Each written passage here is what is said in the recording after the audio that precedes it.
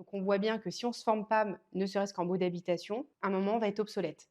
Donc c'est pour ça que c'est essentiel au moins de se former à sa matière de prédilection. Et les baux d'habitation est un très bel exemple.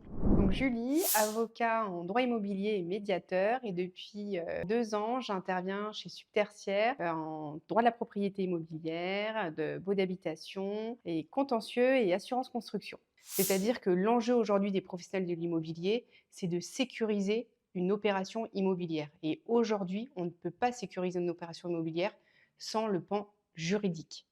C'est-à-dire qu'un promoteur immobilier va vouloir faire tel ou tel projet, il va demander une consultation à un avocat, par exemple en droit public immobilier, pour sécuriser, pour se dire est-ce que oui ou non son opération immobilière est faisable.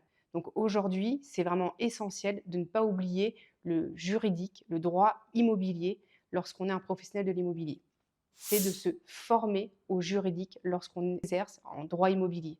Ce n'est plus possible aujourd'hui de travailler dans l'immobilier sans avoir un minimum de bagage juridique. Les baux d'habitation, c'est une loi du 6 juillet 1989 qui, pendant des années, n'a pas été touchée par une réforme ou une nouvelle réglementation. Depuis, allez, je dirais entre 8 et 10 ans, chaque année, on a une petite disposition qui va toucher les baux d'habitation. On a eu bien évidemment la loi Pinel, la loi Allure, mais là, par exemple, l'année dernière, on a eu une petite disposition qui était en lien avec l'environnement.